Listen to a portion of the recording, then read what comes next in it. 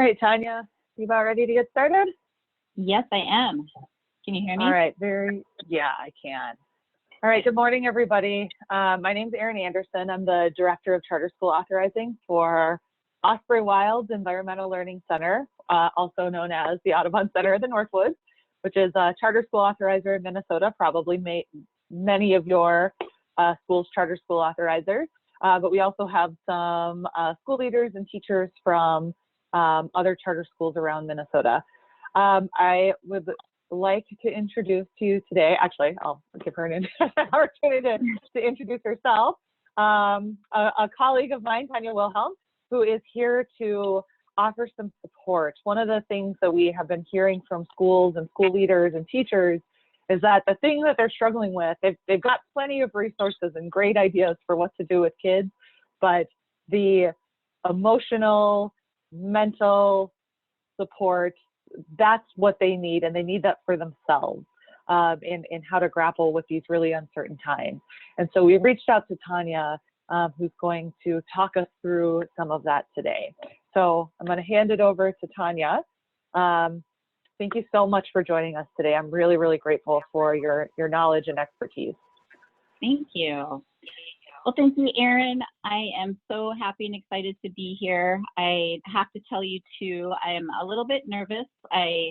This is a bit of a new format, the webinar, the online kind of teaching and training. But I was saying to Erin beforehand that I feel like if there's ever a group of people that could empathize with this, it's probably the people I'm talking to this morning, because I know that teachers have had to really readjust how you teach and move to this online format. And I think all of us prefer to be in person when you can have some real life synchronicity in our discussions and you can feel the room and all those nice things, which we can't do online.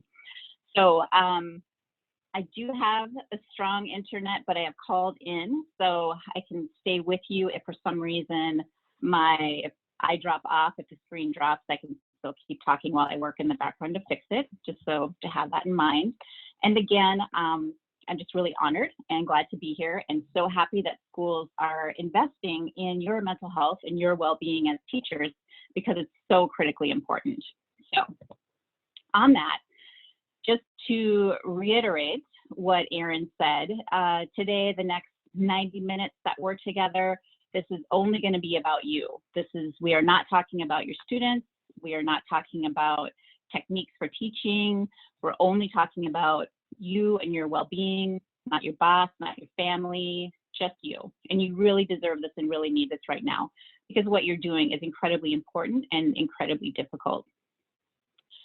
Just quickly before I move on and talk about the agenda, I want to make sure, are you all able to see my slides?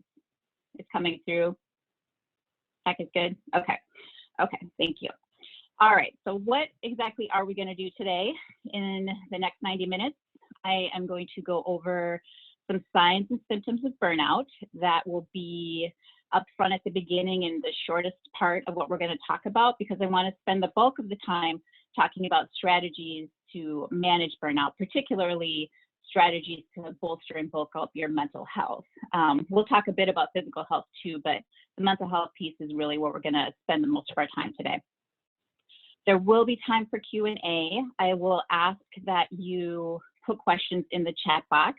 There's a few too many people to really just open it up live. That tends to get, unfortunately, a little bit chaotic in a webinar situation. In person, I would much rather have more of a dialogue, but that it gets difficult when we're online. So if you have questions at any point, put them in the chat box, and then at the end, we'll be going over some Q&A. And feel free to, if it's not just a question, if you have a scenario or a case or something that you want to get some feedback or consultation on, feel free to put that in as well. Then at the end, I just want to say this, I may not have time to go over this slide, but you do have a slide at the end. You'll be getting copies of my slides at some point. Either you have them now or you'll get them afterwards, for additional resources to use on your own, some articles and some websites, and a couple of tools that may be helpful. So you have some other things to take with you today that besides what I'm telling you. So, all right, so who am I? And why am I here in front of you? I am a therapist and consultant in private practice. I'm a licensed independent clinical social worker. And I've spent my career working on, working with people who've experienced trauma is where I've really focused my work. I started working with people who had experienced trauma in the early 90s when I was still like a senior in college.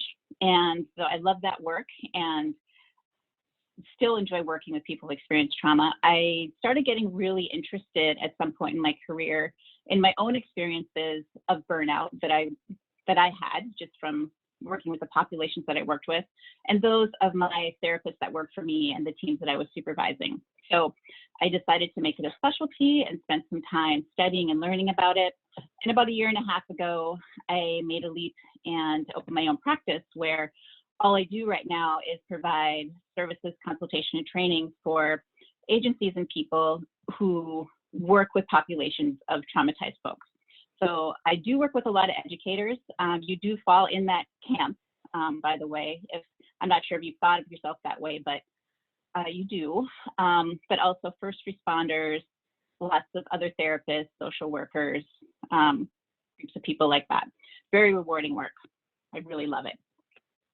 Also on this slide about who am I, you'll see my email is there. If I don't get to one of your questions today, or if you have a question that you think of afterward, anytime, just reach out to me, shoot me an email and ask me, just drop in the email that you were in this webinar and I didn't answer your question. Anytime, that's totally fine. So before we really get into things, I want to make sure that you really take in one of the guiding principles of this work. And this work meaning the work of supporting people who have experienced burnout because of their job or maybe experienced trauma because of their job. And I say this at all of my trainings. So if you've been to one of them before, you've probably heard this and hopefully it's in your heart. But the guiding principle for all of my work is that experiencing symptoms related to burnout at work is not due to individual weakness or error. It's an occupational hazard. So think about that. I want that to kind of sink in, because sometimes with burnout with work or things that are work related, we tend to feel like it's our fault, like that we're experiencing these feelings of exhaustion or losing hope, that it's something that we're just doing wrong. Now, there are some things that you can do that can make yourself feel better, but the initial feelings of burnout or the initial feelings, you may have some symptoms of trauma, that's just your body trying to keep itself safe. That's a normal reaction that you really can't stop. It happens internally, it happens very quickly. It's just a natural reaction. And I include this little quote here because I love it so much. This is from a woman named Angela Lewis DeMello. She's local in Minneapolis. And that is, there are emotional costs to practicing in a profession based on an ethic of caring, which is teaching. Teaching is in that profession. You are charged with not just the transaction in your work of teaching people, you also are engaged in a relationship with your students. And it's in that relationship that the teaching really works. It's very similar to therapy in a lot of ways. If we don't have a relationship with our clients in therapy, it just doesn't work. But when you're in a relationship with your clients or your students and you're giving of yourself, that does leave you a little bit vulnerable. It's not good, not bad. It's just kind of a fact. No judgment on it at all. And we get a lot back from our students too, right? And from our clients too, we learn a lot from them. Okay, so that's the guiding principle. And this next slide here, about a crisis. I don't want to spend a huge amount of time on this because I think you're probably already feeling and understanding what a crisis is. But the point of talking about a crisis right now is that we need to really take as good care of ourselves mentally as we are physically in this moment. And right now, there is tons of great information out there about wonderful things we can do to take care of our physical health, of the hand washing and social distancing and, staying at home, keeping away from people, all excellent advice we should follow. But during a crisis, our brains and our hearts and our souls are also equally taxed. So it's important that we spend as much time thinking about that and taking care of those aspects of our health as it is our physical health. And what we know about crisis is that a crisis tends to lead to a burnout, which makes sense because in a crisis, the definition of a crisis is usually when a circumstance exceeds our ability to cope. And that could be really short term, that can last for a long period of time, or it can be kind of undefined. Like I would say what we're in right now in terms of a crisis, we really don't know how long this is going to last. And that is really, really hard for people. It's really, really hard for our brains because our brains like to know what's going to happen. We like things to be in order. We like things to be concrete. We tend to like things to, or we tend to know what we can expect to happen. And that's hard in a crisis. And I'm generalizing a little bit here. I know there's people out there that love the element of surprise and don't necessarily like order as much, but in general, our brains are spending all day trying to organize things and put things in categories is what we're doing a lot of the day. And in a crisis, it's very difficult to do that. So with a crisis, the first strategy, if you're experiencing a burnout related to crisis, and I'm going to talk about what the symptoms and signs of that are, because the first strategy to addressing burnout is education.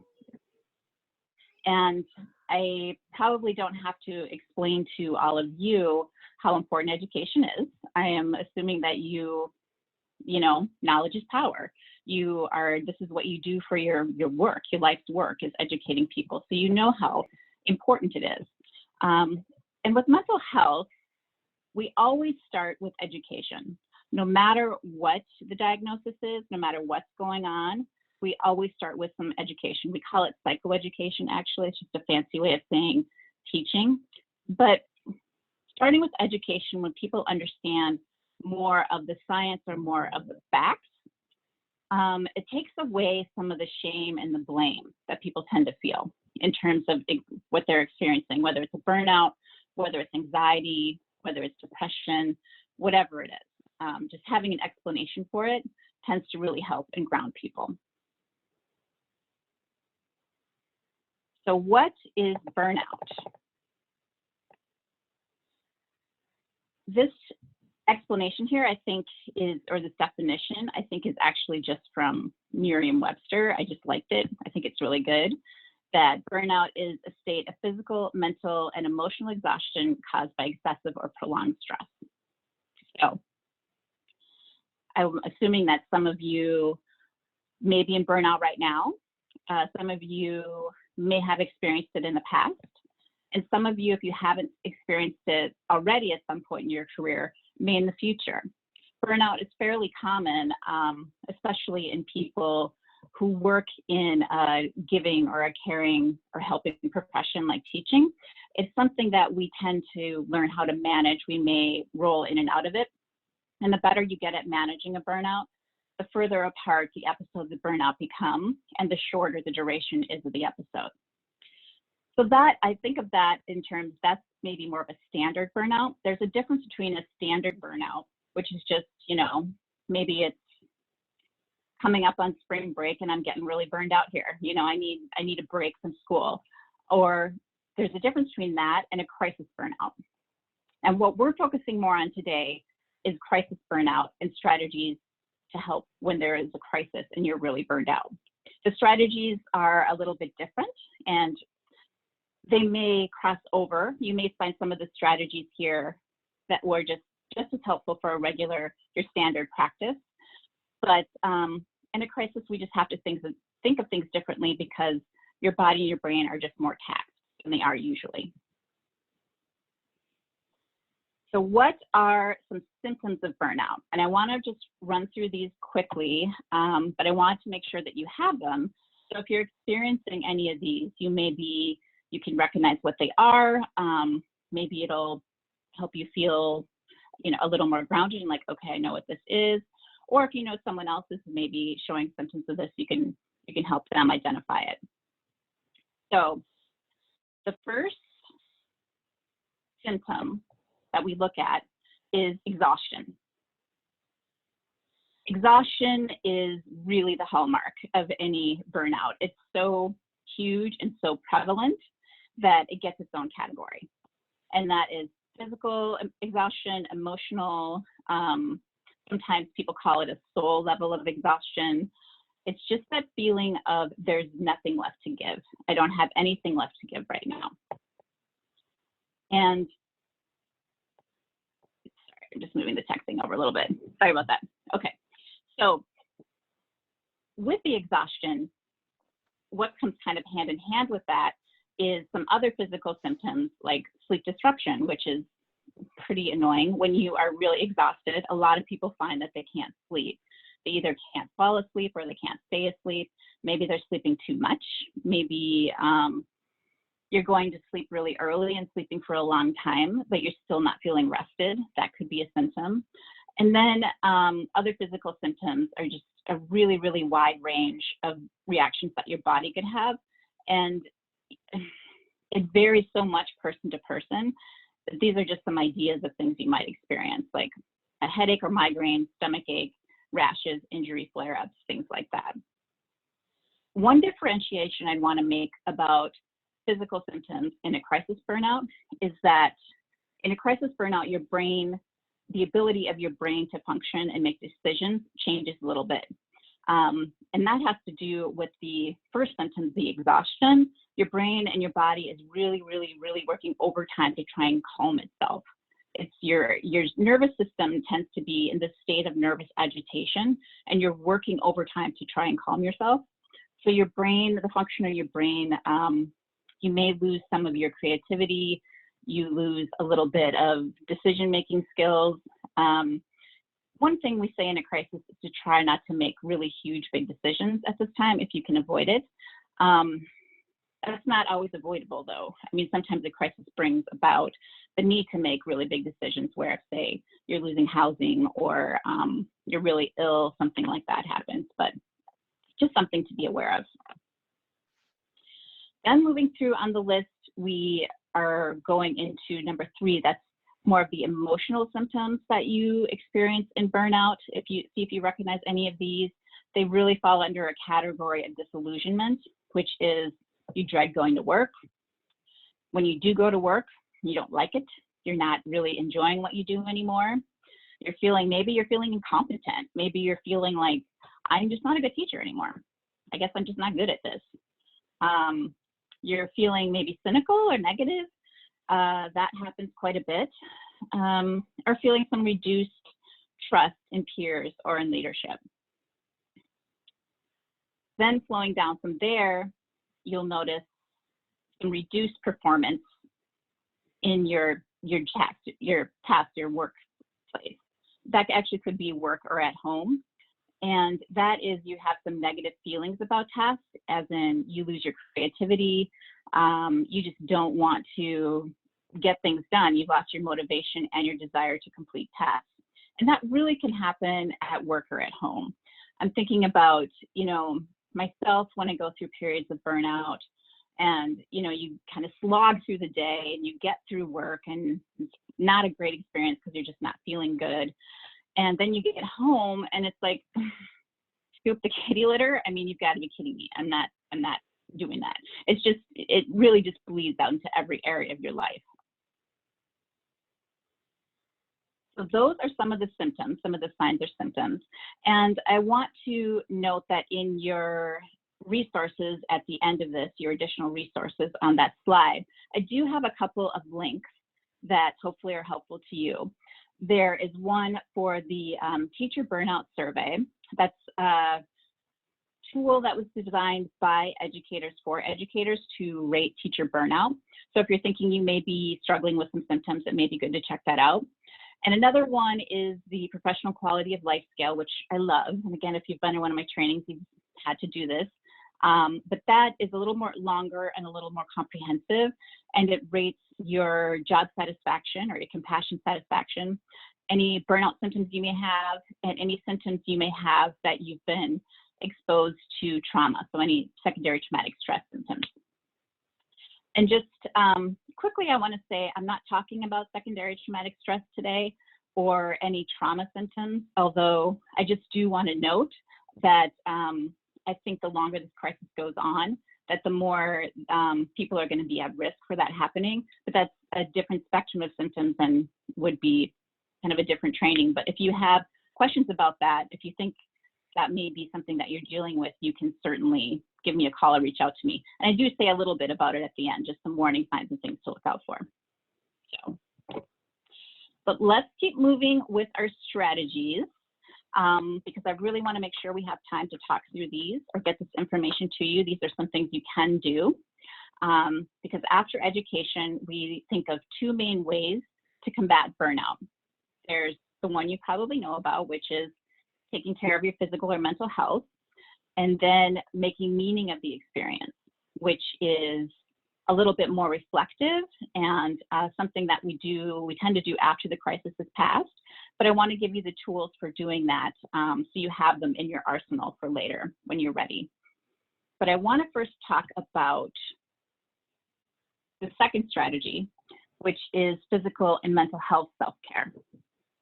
And we'll start with physical and talk a little bit about that. Though this one is a little more well-known. I think there's a spectrum of things out there that we accept that these are good things for us to do, such as exercise, get enough sleep, get fresh air, eat well, meditate. These things in general in our culture, in American culture, are seen as healthy and good things to do. The thing is, with a crisis, your time is a little different. You don't always have time to execute these excellent self-care plans that I hope that you all have. I hope you already have in your routine these things that you do to keep healthy and stay healthy. But in a crisis, you don't necessarily have time. I remember earlier in my career as a therapist, I was working with a woman. I was actually an intern, so I was learning how to be a therapist. And I was working with a woman who was really in crisis, both at home and at work.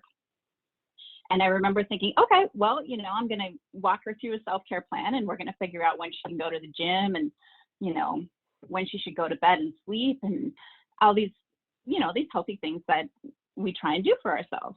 And she was very patient with me, but she said, you know what, Tonya, I don't have time to poop. I don't have time to do this self-care plan. I don't have time to go to yoga, 3 days a week. And I hope that's not too vulgar for you, but I really took her point, because when you're in a crisis, your time is different and your resources are different. I mean, right now, you're really worried about keeping your family safe. You're worried about keeping yourself safe. You're worried about your students' safety. You're worried about trying to change the entire way that you work. That's all really difficult stuff. So in crisis, we're going to get back to basics in terms of your physical care for yourself. And I want you to try and think about it as maybe not so much self-care, and a lot of people don't like the term self-care either, but think about it as taking time out for some basic body care, even body maintenance, just things that you need to do to keep your body functioning. And the 4 categories that we look at are eating, resting, breathing, and hydrating.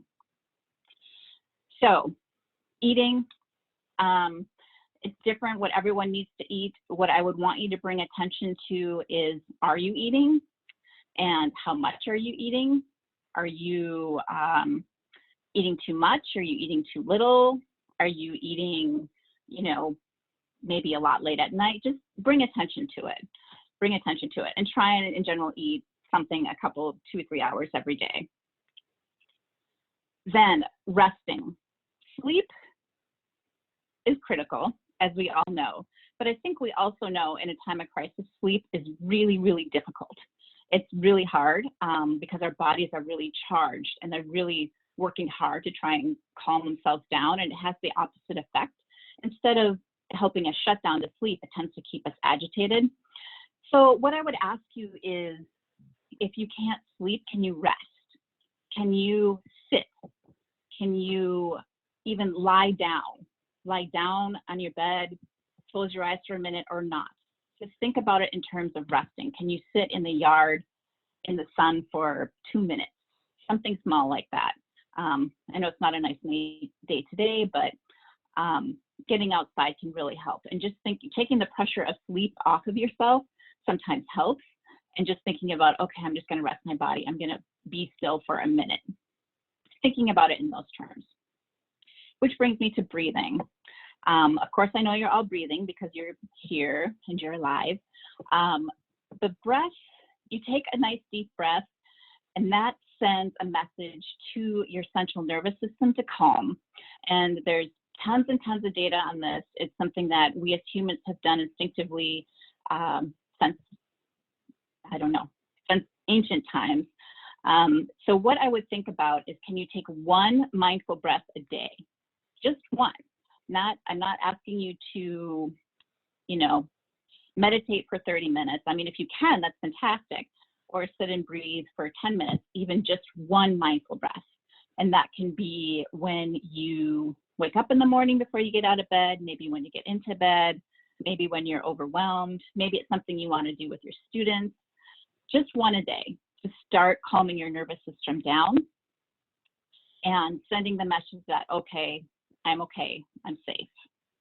It can be really helpful. So think about doing that. And then the last one is hydration. And I mean water, not necessarily. We do at this time of crisis need to be a little careful about how much caffeine and alcohol we take in, because that interferes with sleep and rest. Your body has to work harder to rid itself of the chemicals. I'm not saying don't drink or don't have coffee. It's just something to be mindful of, and really try and hydrate, because hydration, keeping your cells hydrated, keeps everything working more smoothly, and it's really important to think about. So that's some really basic self-care things, kind of a crisis emergency physical self-care that you can do.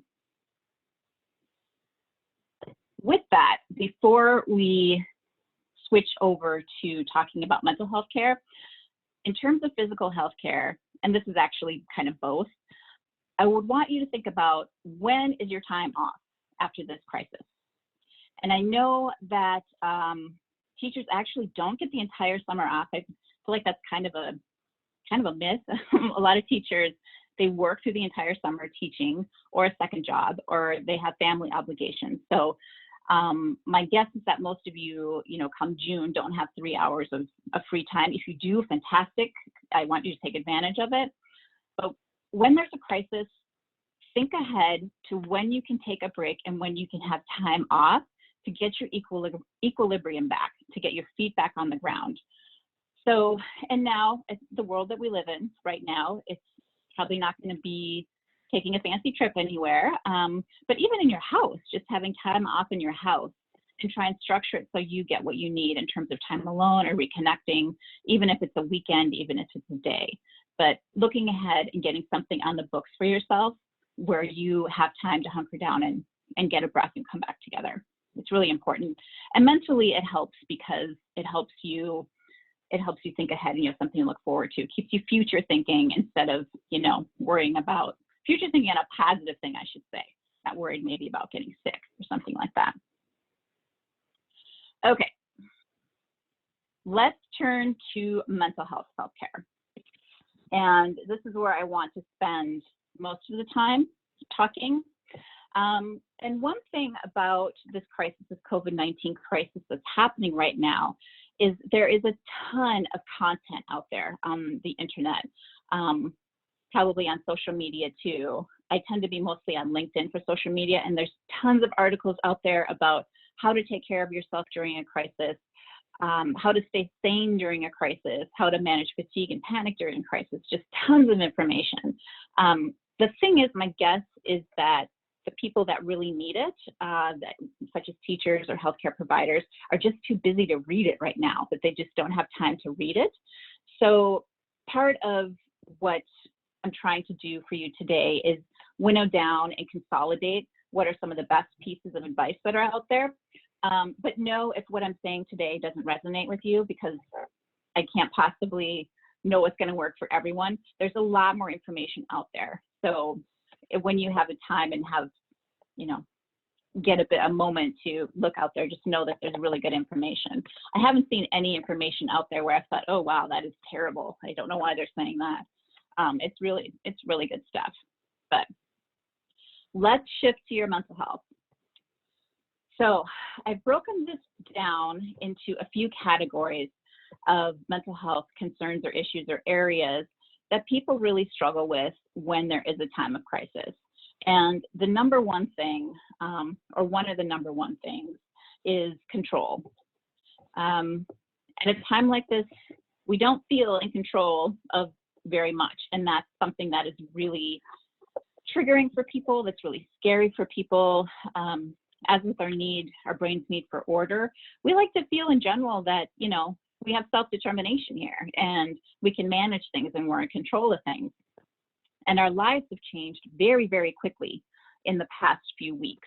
A lot of people talk about how time is just elusive now, that it's really hard to remember what happened last week. It gets a little bit confusing.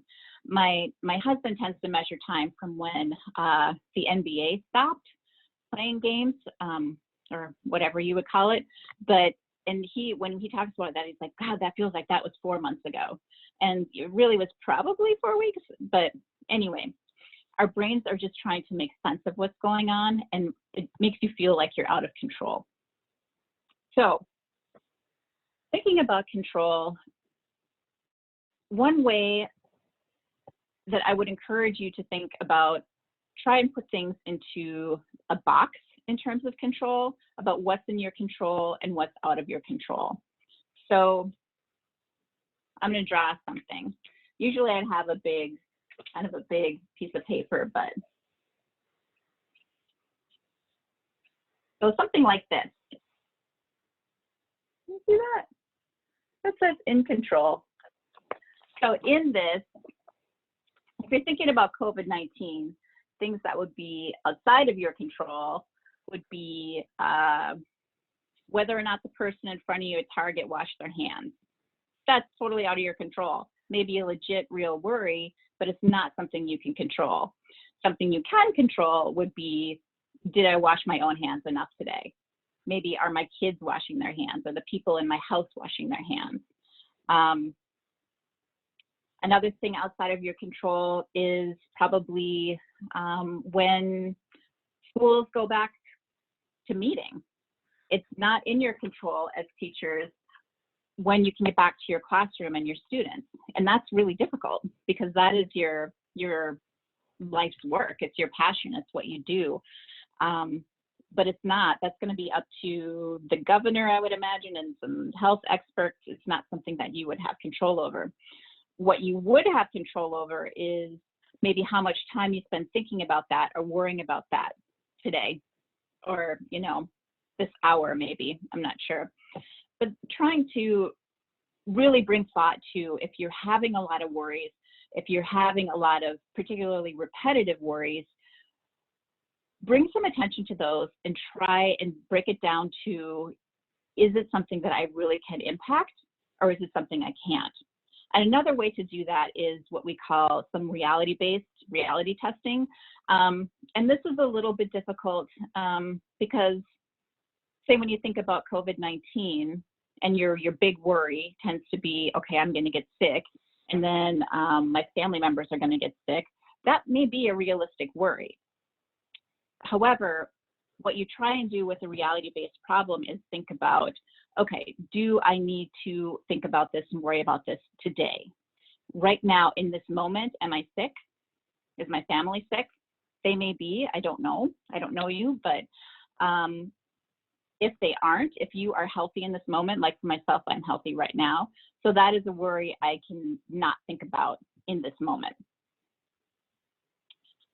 So one thing I want to note too with these techniques is I'm giving you some ideas of things that we work on with people in therapy for a long time. So I don't want there to be any kind of pressure or any kind of shame or blame. If I give you these techniques and they don't work, I shouldn't say they don't work, or they're not easy. They take a lot of work and a lot of practice. It's not something just because I say, oh, well, think about, what's in your control, that your brain will easily and handily glom onto it and be able to adapt to that right away. It takes a lot of work and a lot of practice, but it's something if you really, really spend time on and try and work on, usually it'll give you more of a sense of calm and more of a sense of control. Another thing in terms of control that people think about is, can you have order rather than control? And those are close, but all over the place we see information that we really need structure in our days. Now that there's kids home, now that there's your home, people are trying to work from home. There's tons of articles and information out there saying we should really think about the need for structure and trying to have a schedule in your day. And that's what this is, with the crux of that, of needing the structure, has to do with the need for control. And that just may be an easier, simple way to get it for yourself, or, I shouldn't say easy or simple, but a way that you could possibly get a sense of order or a sense of control is having a little bit more structure in your day. Next, let's think about some limits. And there's going to be lots of limits that I want you to think about in terms of your mental health. And I'm thinking about limits you can put on your work. My guess is, I haven't talked to any teachers about this, but my guess is that this week when you went back to school, you've had to do a lot of extra work. You've had to spend a lot more time working than you probably typically do, both to get ready and to implement this new way of teaching online, troubleshooting, answering questions, trying to connect with your students. And you probably will have to do more work than usual in the next week or two while you're adjusting to this new way of working. So what I would want you to think about is, what limits can you put on work? Can you take one night a week off of work where you don't do any work at all? Can you take your weekend and really protect it, or one day of the weekend when you aren't working or checking any kind of work email? In times of really big crisis with agencies, sometimes they have to even change that to, can you take an hour a night where you don't work? And these are temporary solutions. And remember that this is limits and suggestions for working through a crisis. This is not something that I would recommend for normal or average work times. I would be wanting you to not work at all at night or on the weekends if you can. But for right now, I understand that you may have to be working more than usual, but try and think where you can get some limits in there to get yourself a break, because your brains and your bodies do need a break. So let's shift to the next area of mental health that is really giving people trouble in the crisis right now, and that's our thoughts. And I could go on and on about this because thoughts right now are causing people just so much pain, and that's, I understand it's normal. Our anxious brains and our maybe depressed brains, our crisis kind of functioning brains, they're trying to keep us safe. They're sending messages concerned about our safety, but man, those messages are usually pretty wrong. And in fact, the first point I have here on thoughts, about sometimes thoughts are wrong and need to be challenged, I really thought about that. I really worked on that because I wanted to put usually thoughts are wrong and need to be challenged, but that's not really necessarily fair either. We do have great thoughts and great ideas come in from our wonderful brains, but it's really tough out there right now. And therapists are incredibly busy because people are very burned out. And a lot of the work that we're doing right now is on thoughts because we keep getting pinged. Our brains are just overloaded with this information and overloaded, our bodies are overloaded with these feelings of worry. So then our brains keep firing and trying to figure out ways to make it stop and make us figure it out so we stay safe. However, because you think something, it does not make it real and does not make it correct. And I really hope that most of you have learned that lesson already or know that already. I myself learned that later in life. I don't think I learned that or really learned it deeply till I was in probably my early 30s. And it really changed my life. And it tends to change people's lives when you realize that just because I have a thought, that thought isn't necessarily right. Anxiety thoughts and depression thoughts are kind of tricky. I think about them as they're trying to trick us a little bit. So we have to practice and we have to really learn how to challenge those thoughts and try and get a hold of those thoughts. And again, this is very difficult. This is work that we do in therapy with people for a long time, but these are just some ideas for you of how to try and start doing it on your own. And my hope is that you'll be able to do it sometimes and get a little peace if your thoughts are really kind of out of control right now. One of the biggest risks for unchecked anxious thoughts is catastrophizing. You probably have seen this word out there in articles. It's a word that we use in therapy or psychology, but it's very common in time of crisis. And what it means is that your brain, you have a thought or a worry, and you immediately jump to the worst case scenario. So that could be, I go to Target, I check out, I see someone in line in front of me. I don't think that I saw them touch their face and then touch the screen, and now I'm worried about, they're not practicing proper hygiene. I'm going to get COVID-19 and probably die. So that is catastrophizing. And that again is your brain trying to keep you safe. However, what it's really doing is creating more anxiety and more discomfort and making things a little harder for yourself. So the first thing to try and do if you're really struggling is bring attention to those thoughts. Can you recognize negative or repetitive thoughts? It's really hard to do, but people do things like write down, if you have a repetitive worry, keeping a worry journal or something like that. Just writing down all the worries that you have for a day so it feels contained. That's one idea you can do. Another thing to do is if you're having those thoughts and they're really overwhelming you, try and take that breath, that mindful breath. Try and calm your body even for an instant and challenge the negative or repetitive thought by evaluating if it's accurate or not. And that's easier said than done, but it's something that if you practice it, and really try and question it. So for example, let's use the Target hand washing example. If I were to say to myself, okay, that person, I don't know if that person washed their hands. Is that an accurate thought? Yeah, I don't truly know if they washed their hands. Is it possible that I'm going to get this virus because of that? I don't know that that's accurate. I don't think you can say yes. I'm not sure you can say no, but if it's in the middle, then it's not accurate. It's not something that you can continue on the trajectory of, I'm going to end up in the hospital with this disease. Hopefully that makes sense. This is something that it may be helpful, like I said, to journal about, or use a partner if you can. That could be someone in your house, that could be a friend, it could be someone if you're really struggling with these thoughts that you have somewhere to go and check them out. Certainly could be a therapist or another professional, but it doesn't have to be that. I think a lot of people out there are struggling with this, and having someone to check your reality with and your experiences with can be really, really helpful right now, especially when people are feeling, really overwhelmed. And the last little thing to think about in terms of catching these thoughts or working on these thoughts is, if the worry is real, is it something I need to spend on right now?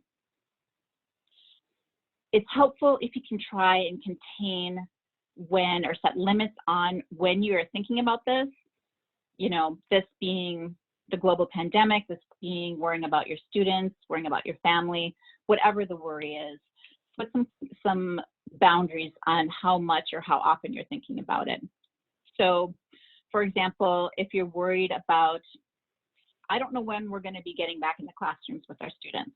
I don't know when that is. My question would be, okay, that worry's real. That's a real worry.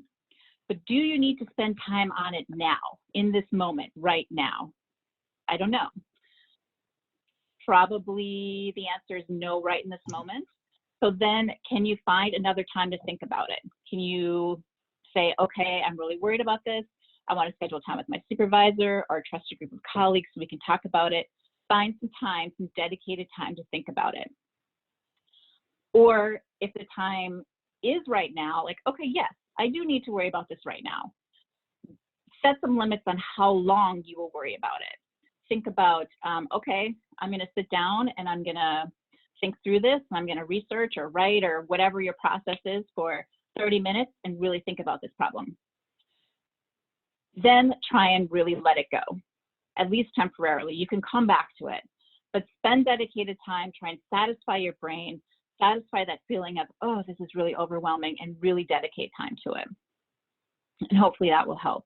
And that doesn't mean that the worry will be resolved, but hopefully your brain will feel a sense of resolution and will let you move on to something else. So, okay, let's keep moving along here with some more things to think about in terms of your mental health care. And that's really tricky. Again, feel free to email me if you have more questions or want more clarification, or put something in the chat if you want to talk about that more. But I want to keep moving and talk about relationships in terms of your mental health care. And we're going to talk about healthy relationships and not so healthy relationships, because they're both happening. Well, they both happen all the time anyway, but especially right now, it's something to really think about and bring attention to and try and evaluate. We know connecting with others is something that's really important, and we're all struggling and suffering to some degree for not being able to connect in the way that we usually connect. I know that it's really difficult, especially for teachers. You can't see those kids that you may be really worried about. You can see them on the screen, but you can't necessarily put, you know, a granola bar in their hands if you're worried that they're hungry, or just see in general have the felt experience of how they're doing. But trying to find a way to do that, to connect with people.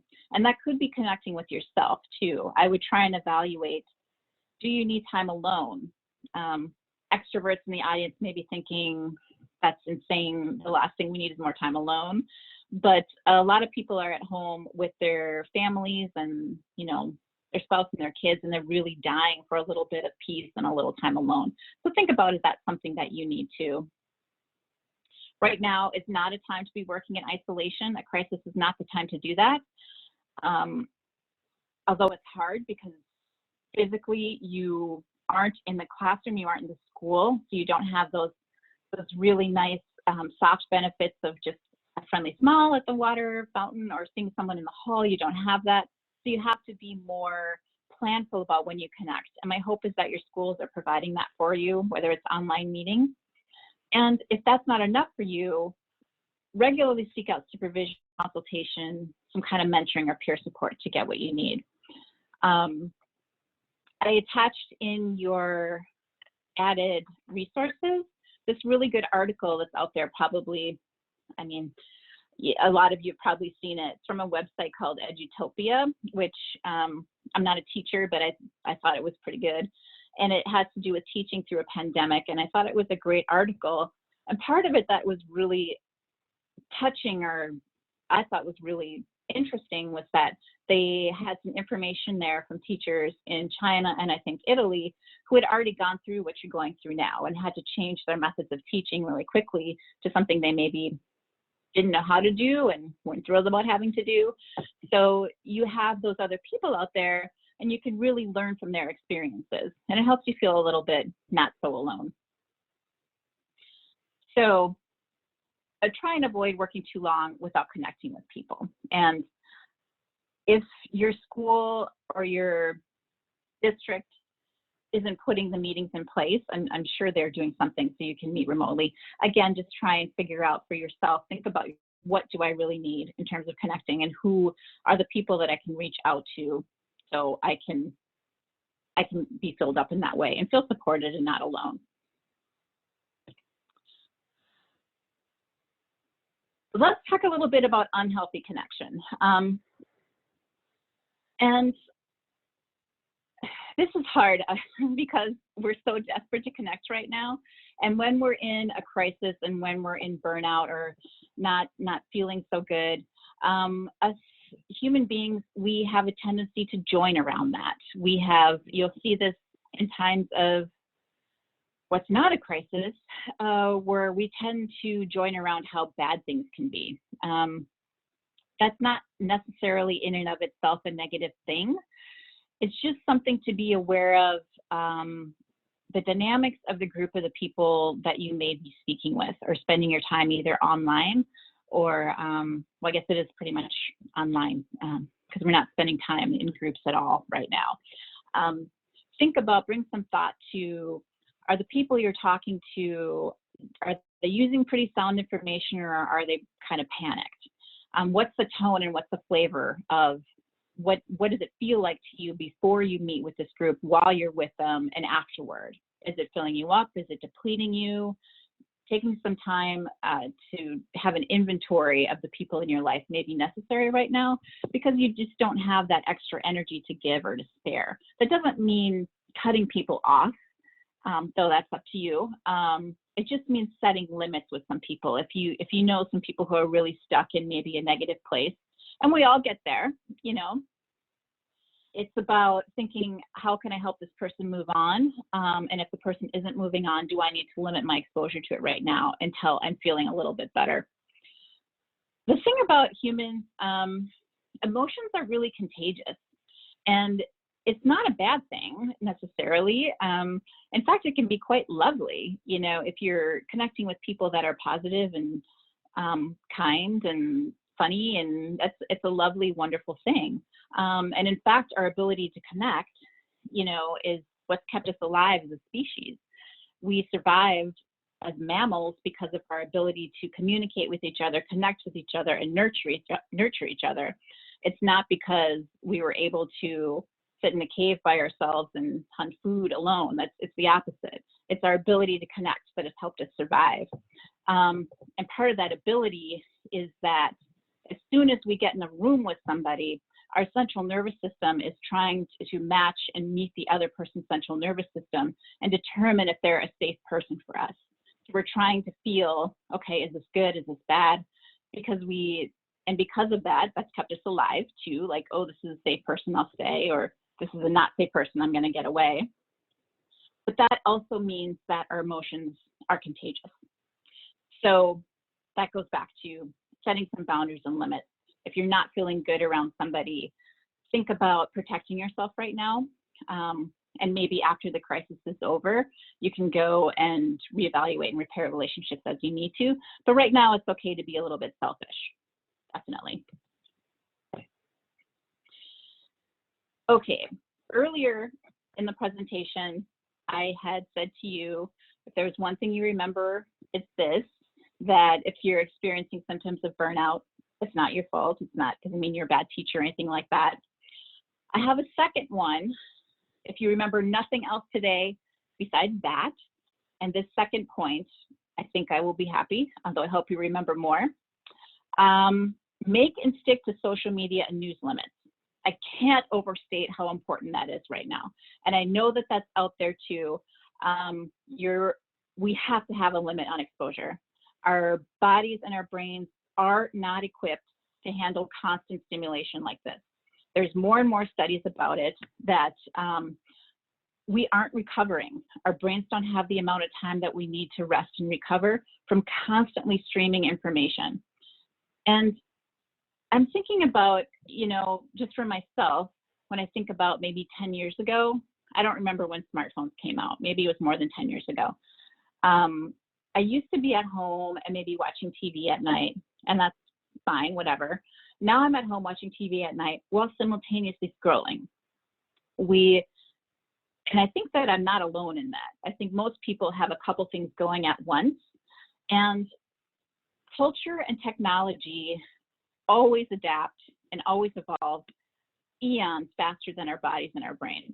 Our bodies and our brains have not caught up with the technology and probably won't. I know they won't in my lifetime. I'm a middle-aged woman. It's not going to happen for me. I don't know when it will start happening, but especially at a time like this, you really have to limit it. You have to have a break. For myself, I try and turn everything off by 7 o'clock at night. I don't take in information. And the nature of my work is similar to yours, but I'm engaging with people all day, so I don't have a lot of time to scroll anyway. But it's checking in the morning. I'll check in the news maybe once in a while through the day, and by 7 it's done. It's over. I'm not taking any more news, no more email. I just have to rest my brain. I don't know what will work for you, but one thing I want you to do after this is really think about what that limit is for you and start practicing using it. It's really critical in terms of recovering from burnout and trying to function and work through your crisis. You have to give your brain a break. Okay, I have a little note there about headline stress disorder. It's actually a real thing. It's not a real diagnosis that we use in my field, but a psychologist did come out with it because so many people are suffering from constant stream of information, constant stream of news. It's just too much. It's too much. So consider that. All right. Just checking the time here. Okay, I have a couple more things before we're going to move to Q&A. And I want to do this little exercise together. This is the last piece on mental health, and that is self-compassion. I hope is that you have heard this term before. There's a lot of great writing out on there. It's the concept of self-compassion has to do with being kind to yourself and easy on yourself. And in a time of crisis like this, it's so critical. So many times people are sending messages to themselves that I just have to work constantly, or people are really suffering and I don't deserve to take time off, that I just need to work. That's what I can do to contribute. And there's a lot of shame and a lot of blame when it comes to burnout, and that gets in the way of healing and moving on. If there's shame of your burnout, thinking, well, this is my fault, you know, I'm sorry, I'm gonna mute that. That just disrupts the whole process and keeps you stuck. So I want you to start trying to flex a self-compassion muscle and try and be kind to yourself. And I want to lead you through this really quick exercise right now by a woman named Kristen Neff, who's done a lot of writing on self-compassion. It's her 4-step self-compassion practice. And again, this is in your slides, so you'll have this. But I want you to take a minute and go through this with me. So just kind of take a breath. If you want to close your eyes, you can. I can't see you all, so I'm not looking at you. I'm looking at my slide. But take a breath and just acknowledge that this is a moment of suffering.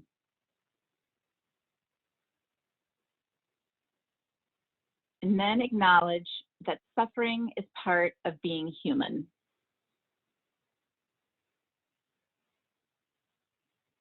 And say to yourself out loud if you want, may I be kind to myself.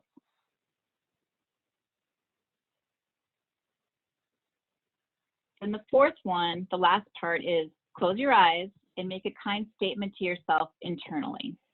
So take a moment, just a minute, a few seconds to do that. Just say something kind to yourself.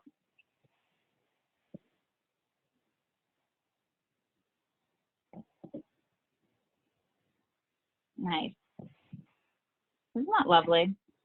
I think it's such a great practice. And in my work right now, I'm working with a lot of therapists and medical providers, and I'm actually starting to work with people who are now considered essential workers, like people who work at Target or in grocery stores. And I do this in almost every session with them because it's something we really need to build up. You need to learn how to be kind to yourself and take care of yourself because it's so important right now. But okay, let's keep moving. I'm going to go through a few more things and then open it to Q&A. And we're not going to spend a huge amount of time on the third strategy, which is reflection, but I want to make sure that you know these slides are here. And when we think about reflection, that tends to be something that you do after the crisis is over. If you have time to do it while the crisis is happening, great. That's wonderful. But usually we learn after an experience, a difficult experience is over. Whatever works for you is just fine. And there just is no hack for this. I don't have a hack. There's no way to get through burnout without reflection. There just isn't a way to do it. You may move through it and get over it without reflection, but statistically, it's shown that it'll come back. It'll come back for you. So learning from burnout, learning what you need and taking time to reflect is really important. And that doesn't have to be elaborate. I mentioned writing and journaling a lot, but that's probably because it's something I like to do. But there's just thinking about it, just bringing attention, just maybe when you're driving or on your walk, giving some thought. I'm going to give you some things to think about. And the first thing I would want you to reflect on after this, or maybe now, is do you have barriers to sustaining yourself? Do you have barriers to taking care of yourself? And thinking about what those are. A lot of times those barriers are our thoughts, of course, those tricky thoughts. They kind of trap us, which I mentioned a few of these just a minute ago about feeling like taking time to rest is selfish, other people are suffering more than me, the best way to help the situation is just work nonstop, those kinds of thoughts. And thinking about, are those barriers, if you have them, are they external from, I hope not your boss, but maybe, the group of people that you're in, or maybe the media, I'm not sure, or are they internal? Are you really putting this pressure on yourself? Or is your boss encouraging you to take time off? Are your friends saying you need to rest and you still can't do it? Thinking about that, like, is it me or is it external? Is it both? And then give yourself time and permission to figure this out. Just really reflect on why it's hard to give yourself the grace you would give another person. And again, this is fodder for years of work in therapy. So I say that not meaning that you need to go to therapy. That's totally up to you. But if you do, that's fine. But just be easy on yourself. This is difficult stuff to grapple with. And these are just some ideas for you to think about on your own. Some other things to think about in terms of making meaning from a crisis is focusing on what can you learn, how well do you know yourself, always coming back to what is there to be grateful for. There's always something, the fact that we're alive.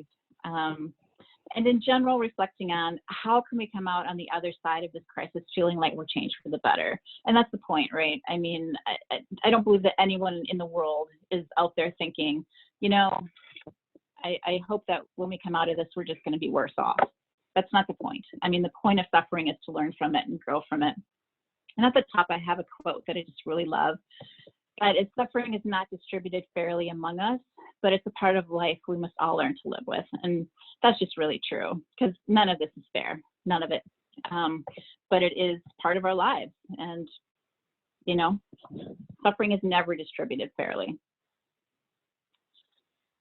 Okay, we're gonna turn to Q&A. I'm still going to that, but I do want to mention quickly some things to consider about if you're having some more serious symptoms, you may want to consider outside help, meaning a doctor or a therapist. So I do understand it's hard to get in to see a doctor these days, but you can do telemedicine.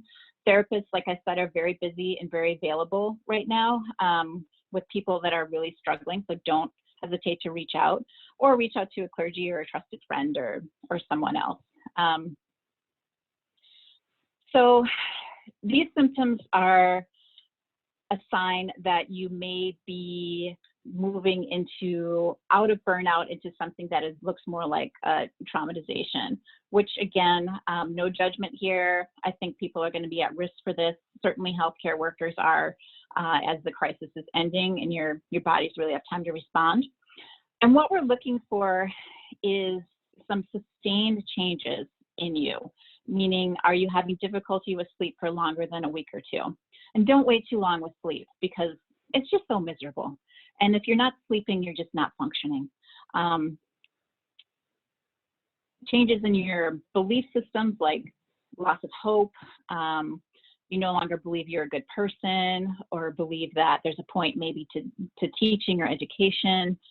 Thoughts of harming yourself or others, always. That's something you should immediately contact someone about. Sustained changes in appetite or eating. Difficulty controlling worry that's lasting longer than a week or two. Loss of enjoyment in things that you used to really love, if that's lasting for a while. And in general, any symptoms of burnout to persist after the crisis is over and you've had time to rest. So that's a little vague because I don't have exact numbers for what that would look like for you, but say the crisis is over, say you're on summer vacation in June, you've had some good rest, mid-June, you're still feeling really crappy, I would think about contacting someone. And there's just no shame in that. This is really difficult stuff. So, and again, remember that there are people out there that are trained to help and support you. Okay, last slide before questions. I just want to leave you with this, so I won't go over all of it. These are things to think about to sustain yourself. So I'm culling from everything that we talked about and putting it on a slide of things I would want you to think about in terms of your own kind of more crisis care plan. About when you're taking your body breaks. Can I add some healthy movement? If you can't, that's okay. Just keep it in mind for later. When am I taking my time off after the crisis? Work limits, social media limits, connection plans, self-compassion. What can I do for myself? And a little reflection on what am I learning about myself. So just know that you have this plan here, something to come back to and think about and help maybe guide your process and contain what I'm talking about so you can access it. But, okay, it's about 10 after 11. So how about questions? Hang on. Let me go to the chat.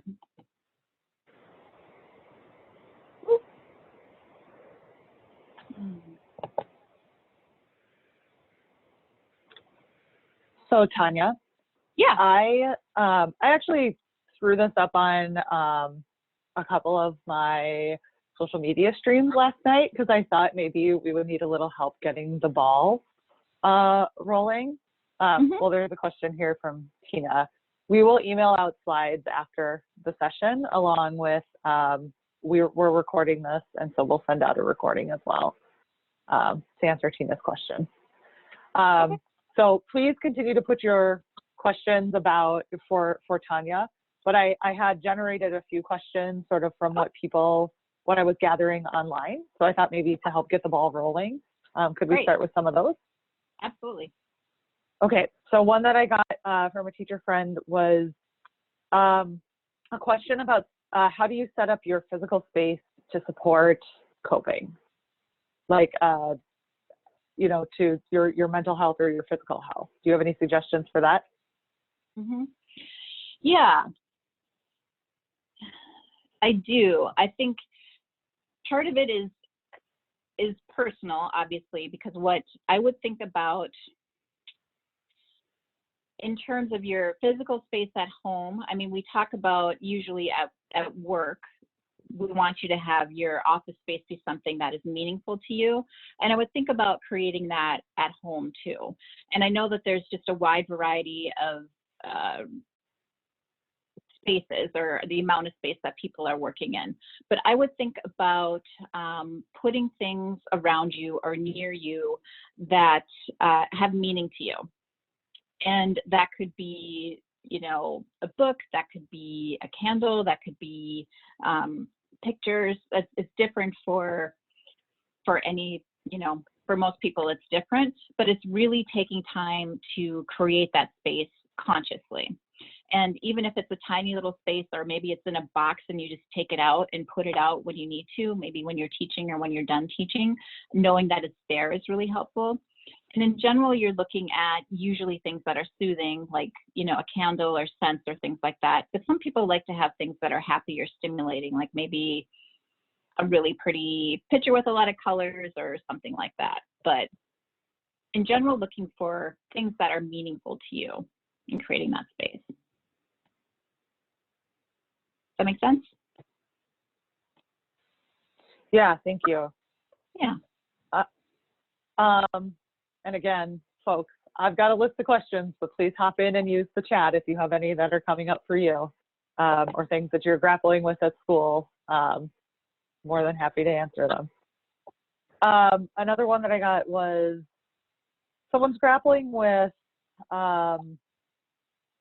essentially this feeling that their job description is changing, not just every day, but just minute to minute.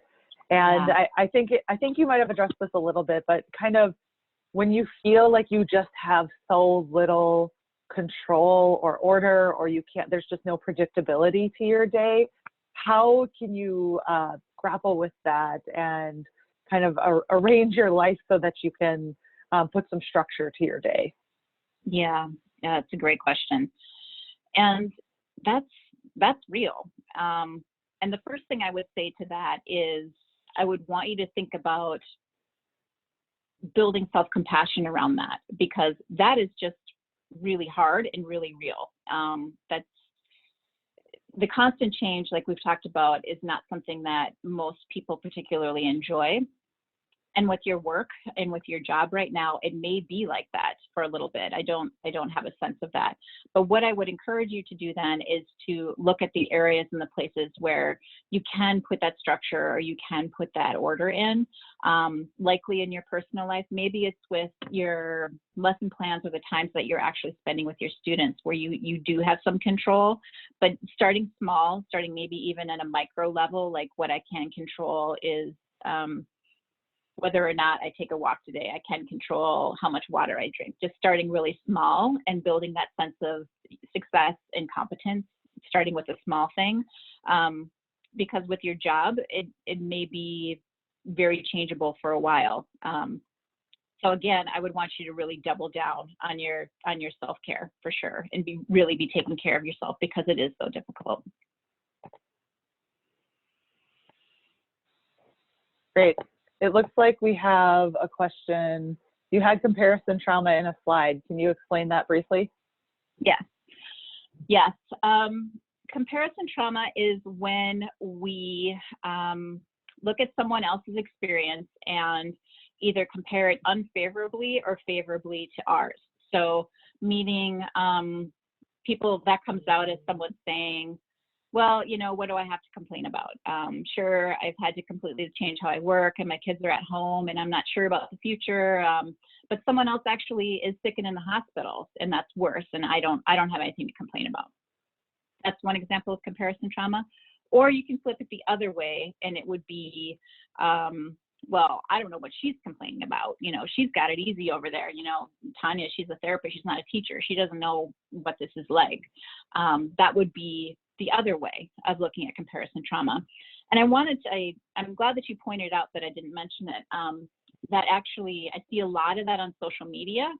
I don't use Facebook a lot, but it was recently my birthday. So I went on social media, I went on Facebook to say thank you for all of the lovely birthday wishes, which is a wonderful thing with Facebook. But then I started seeing these posts about, well, you know, in World War II, our grandparents went, you know, through a lot worse than COVID-19, or, you know, things about, well, after 9/11, a lot of these comments kind of comparing these life events. And that's just not a helpful line of thinking, mainly because they're just really, you can't compare another person's experience. Everyone's experience is their own experience. And those older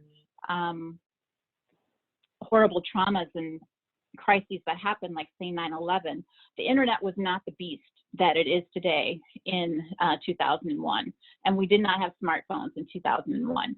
So I think we're going to see more of an acuity of symptoms in people and a more difficult experience these days now with the crisis, whatever it is, just because of the constant stimulation we have. So that's comparison trauma. Thank you for bringing that up, definitely. Okay, it says, For some people, students and adults, being forced to stay home can be traumatic due to dynamics in the home. Can you give suggestions on how to better cope or self-care in these situations when the escape to work or school is not possible? Yeah, yeah. That's such a good question and a real reality that people are struggling with today. So what I would suggest, if this is for you, an adult, someone in the chat, I think about it a little differently than I do maybe a student that you are trying to support. So I'll start with that. For an adult, there are some really good online supports out there that you hopefully could access. A lot of things for people that maybe are experiencing domestic violence, and I'm thinking that's maybe what we're talking about here, where if you're on a site, there's a button you can click and the site will go away very quickly. So if someone is near you or watching you, you can escape. But I know that that isn't even always a safe thing because there's history trackers and things like that on phones. So I guess one thing I would say is if there's anyone in the chat who really isn't feeling safe, to please reach out to me so we can talk about it offline.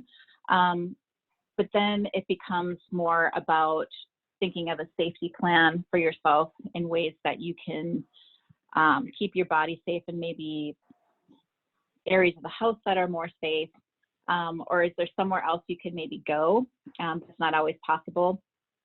Then if that's not possible to physically leave, it's about trying to find some little tiny spaces of micro peace at home and trying to find a way to, whether it's meditation or even just that one breath, or focusing on those small things you can do to try and keep your strength up. But it's very difficult. I don't have a quick or easy answer for that.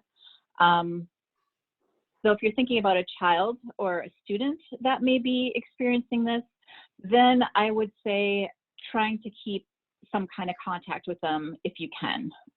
Any kind of friendly message, friendly voice, anything you can do to just let them know, hey, I'm still here, I'm still thinking about you, can really go miles, especially for a child. And that may not feel great to you as the adult because you're used to being able to put your eyes and your hands on these little beings.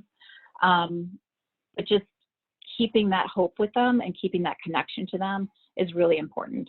And understand that you may not be able to do that too if they don't have internet connection or things like that. But yeah, those would be some ideas, but it's really difficult. Great, thank you. Yeah. Could you talk about some things that are, so I think one thing that teachers are is helpers. And could you talk about some things that are maybe not helpful despite our best instincts? Because I think sometimes you want to like reach in and do the best that you can, but sometimes it's not what you want to do is maybe not the right thing to do in the instance. So are there things that you are seeing happening or that you know people try to do that just aren't immediately the most useful thing to do? Do you get where I'm going with that question? I think so. I think so. You mean in terms of teachers helping out with individual family situations, or? Or I guess I mean in terms of supporting each other in terms of mental health. So either supporting other grown-ups or people in your household or children or whatever, you know.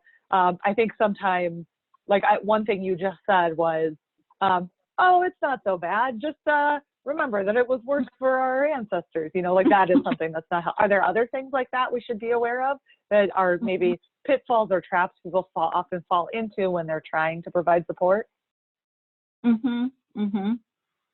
Yeah. One thing, this is a little therapy hack. If you're trying to support somebody, and you might know this already, but if someone is really having a hard time, try and avoid saying the phrase "at least" to them. That's usually not helpful in terms of like say, well, you know, sure you're teaching at home and your kids are driving you crazy, and you know, but at least you still have a job. You know, something like that is not incredibly helpful. And I understand why people say it, because they're trying to look on the bright side, but it ends up being invalidating to people. So I think what my thought would be, or my advice would be, it would be just really trying to meet people where they're at, even if you don't agree with where they're at. Just validating their experience and validating their emotion doesn't necessarily mean that you agree. It just means that you're there for them, that you are someone that cares about them and wants to support them, and being respectful that everyone has their own process and has their own kind of journey, and that your experience may not be their experience. So trying to have a lot of grace for people and the huge amount of different emotions and ways that we have to handle this. So that would be, I think, what I would suggest. Great, thank you. Yeah. How about, another one I got was about how to ask for grace. So expectations are really high right now for teachers, for school leaders, for teachers, for schools. And I think that also teachers are just grappling with a lot, you know, all the things we talked about today, their own physical, social, emotional, mental health and well-being, plus managing a household, plus some of them have children, plus all these other dynamics, plus what's going on. You know, how do you ask for grace from the people in your life, whether it's your boss or your partner or, you know, the other commitments that you have? Do you have some suggestions for how to navigate those conversations, which can be kind of hard if you're, in particular, if you're a people pleaser or a helper, like many teachers are? Yeah, yeah. Yeah, definitely. And the first thing I would say is get really good at giving it to yourself. I won't end with that, because I think there are some tricks too, but you know, the first thing to do is to really practice in giving it to yourself, believing on a soul level that you deserve it. You deserve that grace, because you do. Every single person right now does, just by virtue of being born, but especially in a crisis, you deserve to have some grace right now. You do. But in terms of those conversations, so practice with yourself at home. I would maybe think about practicing with someone, or in someone where it's a little less charged first than maybe your boss. You can maybe practice with, you know, I don't know, sometimes a partner or a spouse can be equally charged, but practice with a kid or maybe a friend or a colleague. Just practice asking, saying, hey, I'm really struggling here right now. I am hoping that you will have some grace for me while I'm figuring this out. I mean, I opened my presentation today essentially asking you all for grace in terms of the technology, and admitting like, oh, I'm kind of nervous. This is new for me. And in terms of teachers, I feel like you're a group of folks that are pretty adept and good at giving it to other people, just maybe not so much yourself. That tends to be a, you know, part of being in a helping profession, is that we are better at giving it to ourselves than others. Though I would say if you go to your boss and ask for some grace or some help or time and you aren't getting it, honestly, you know, that to me would be a leadership problem. That to me would not be an issue or fault with you. That would be maybe a larger issue where you would need to look for maybe help with HR or something like that. I don't know if that's necessarily helpful or not, but I would say practice on yourself and then practice on a less charged person. Is that helpful, or do you want some more specific language?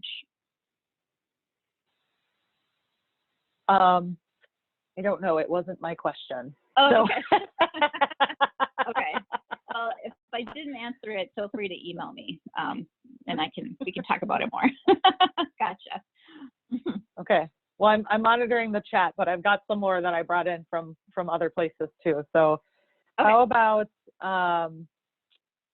so because I have a question, I got a question from a teacher about kids seeing emotions, like on Zoom, essentially, you know, kids either doing something that's like really sweet and great, or kids having a hard time and teachers responding to that.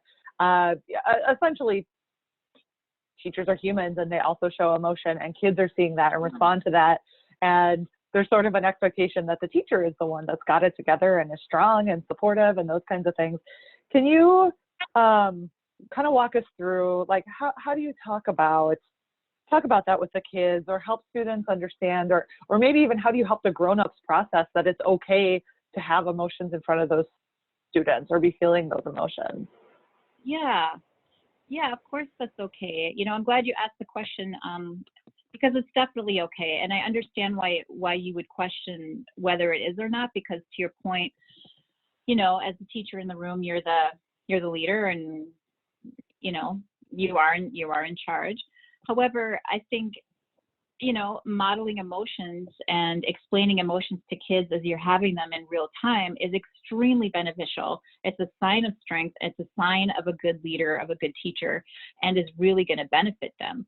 I think it's, so for example, say something is happening and a kid does something really sweet to you, and remember, we are in a crisis right now, and you're a little more vulnerable, your emotions are a little more raw, so you may be moved to tears, visible tears, by something that maybe wouldn't have done that for you in the past. I would say just be transparent about it and give it some language, narrate it a little bit for them, and say, you know what, I'm crying because that just really touched my heart, and you all mean so much to me, and I miss you. And when grown-ups have those feelings, or when kids have those feelings, sometimes we cry. Something like that, you know. Kids are really adaptable and really a little more smart sometimes about emotions, because they don't have this years and years of baggage that we as adults have about these shoulds and musts that we should do with our emotions.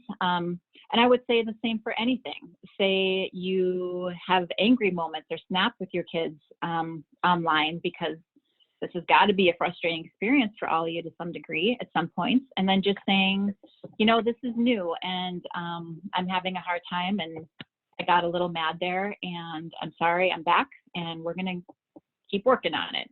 Something like that.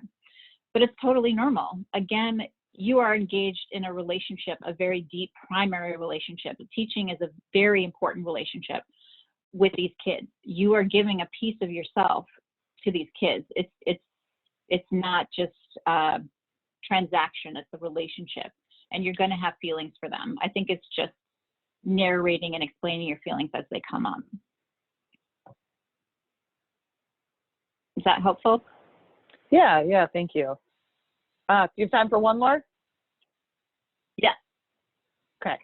So another one I got was managing this feeling of grief and loss in addition to anxiety and worry, because those are different things, and there's definitely a feeling of like a loss of anxiety and grief at what people are going through, in addition to all of just the worry that is happening in the world today.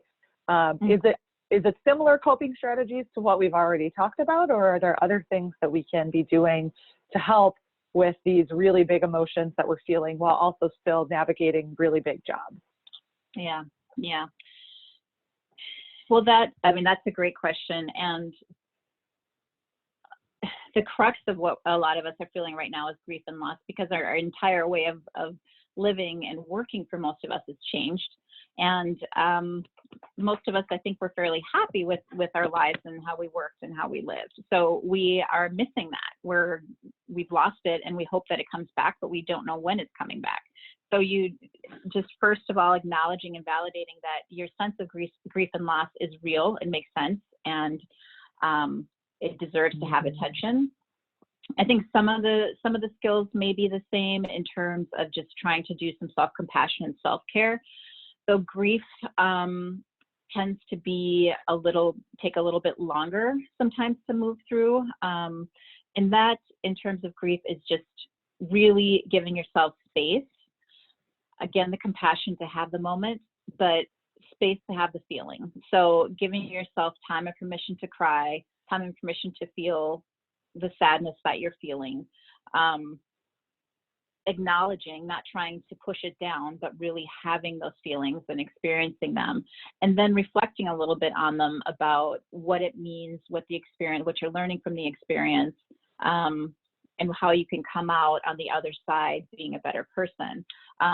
Or just what have you learned? I'm not saying you were not a good person to start with, but grief is tricky. It takes kind of a long time, and it does have some of the similar symptoms that you would see in burnout, the physical symptoms in terms of, you know, exhaustion and things like that. So it's possible if you're feeling some of those symptoms but don't feel burned out, it really is just grief.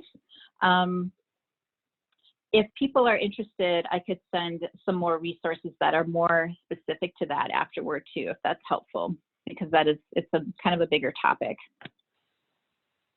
Yeah, I think that's one that we're definitely hearing pretty consistently is something people are grappling with. Okay. Okay. Yeah, I could send some things out. Great, thank you. Yeah. Okay. If there are more questions that I didn't get to, feel free to email me. I don't know if there were more or not, but I'm happy to do that offline or afterwards. Okay, very good. Well, again, Tonya, thank you so much for your time today. This was incredibly helpful, and I know this is going to be a great resource to have to share with our school leaders and to share with our teachers. Thank you so much for including resources in the PowerPoint that we can share forward. I am super grateful for your knowledge and taking the time to answer all of our questions. This was incredibly helpful for us and hopefully for our, the teachers and school leaders in charter schools around Minnesota as well. Thank you so much. My pleasure, my pleasure. Take good care, everybody. Thank you. All right. Bye-bye. Bye, everybody.